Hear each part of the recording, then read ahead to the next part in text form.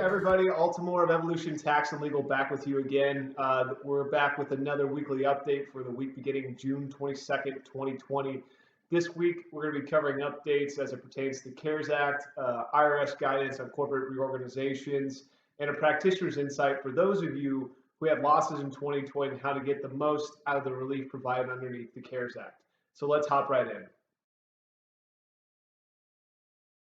So on Tuesday this past week, the IRS released its own tax tip. What they wanted taxpayers to know is that you should be keeping notices of your economic impact payments, i.e. your stimulus checks. Kind of seems like a no-brainer, but for those who aren't aware, they're going to need to give that to their tax professionals when it comes to tax time for 2020 and beyond. The reason being is that if you think that the stimulus check payment you got was wrong, or you're entitled to more, or even less, you're going to have to claim that on your 2020 return. So make sure that you have that notice with your tax documents to give to your tax professional when it comes to file taxes for 2020. So the next thing I want to cover are the American Institute of Certified Public Accountants, the AICPA's, comments on the limitation on excess business losses. So to flesh this out through an example, underneath the normal provision, if you have a taxpayer who earns $500,000 in one business, he reinvests that into business B, and that business loses $300,000 in that same year, he's limited to using that total $300,000 of loss against the $500,000 of income he otherwise earned.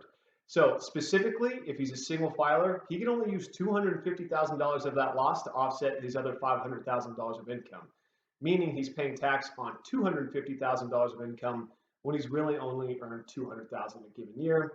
Underneath the CARES Act, this limitation got removed for the 2018, 2019, and 2020 tax years. That means taxpayers who were subject to this limitation in past years can go back and take advantage of that. And generally, the mechanism that's been available to do this as of right now is through an amended return. So this is exactly what the AICPA's comments are aimed at. Filing an amended return to take advantage of this and claiming a refund takes months, especially because the IRS has been lagging behind on the processing of returns. They haven't had the same staff in-house due to the impact of COVID. So the AICPA has made recommendations to the IRS and Treasury to allow taxpayers who could otherwise take advantage of this change underneath the CARES Act to go back and claim a refund from their 2018 tax year when they're no longer limited to the excess business loss limitation. Next is an important one for those of you who are involved in multiple corporate transactions, reorganizations, distributions, etc. So this past week, the IRS released 108 different private letter rulings on how different dispositions, acquisitions, and transfers of stock, subsidiaries, etc. will be taxed underneath the tax-free acquisition and merger provisions in the Internal Revenue Code. Now, this is a really complex set of rules that's far beyond the scope of this short video I'm going to give you. So go ahead, go to our website, Evolution Tax Legal, check out this week's weekly news update to get a full synopsis on the different rulings, what they entail, and how they will relate and change things and will be applied to different types of corporate reorganizations, transfers, distributions, etc. on a go-forward basis. The last thing I want to leave you with today is our practitioner's insight on how to get the most bang for your buck underneath the relief provisions underneath the CARES Act for those who had losses in 2020. So there's a concept in the tax law called net operating losses.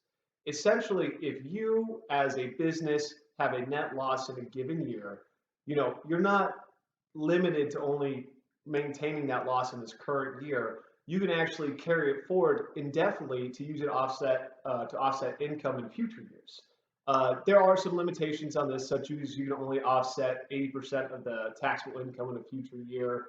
And this even used to be different. We used to be able to carry your net operating losses back, but the recent tax reform of 2017 changed that. Well, once again, the CARES Act steps in, changes this, and it's now allowing net operating losses that were incurred in 2018, 2019, and 2020 to be carried back to each of the 5 years preceding the year of loss. So what I really want to talk to you about are those losses that are incurred in 2020.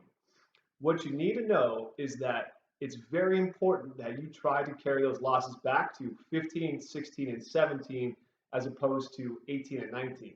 The big reason being is the tax rate differential for corporations in those years.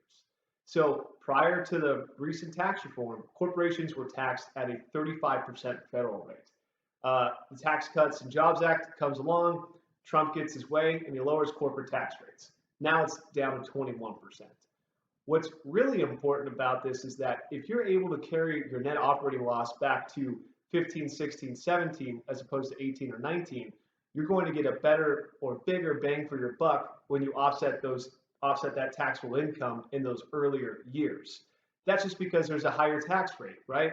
So there's a number of strategies that you can implement to increase losses in 2020 to carry it back to those prior years and get a larger refund. One is to accelerate losses in 2020. Two is to defer income out of 2020 into later years. And three are strategies implemented to prevent the imputation of income, specifically from foreign controlled subsidiaries. And there's a number of safeguards and punitive rules underneath the U.S. international tax regime that you have to be wary of. And there's also a number of strategies that you can use to defer that income to future years. If you guys are interested in learning more about this and how to take advantage of losses in 2020, go ahead, book a consultation with us, and we can discuss this issue with you more. All right, guys, that's all we have for you this week. If you want to learn more about what we talked about today, read more of our content, go to evolutiontaxlegal.com. That's where you can find our contact information, book a consultation, check out our other YouTube videos, and all our other articles that are online. Guys, we thank you for being with us once again, and this is Alton signing off.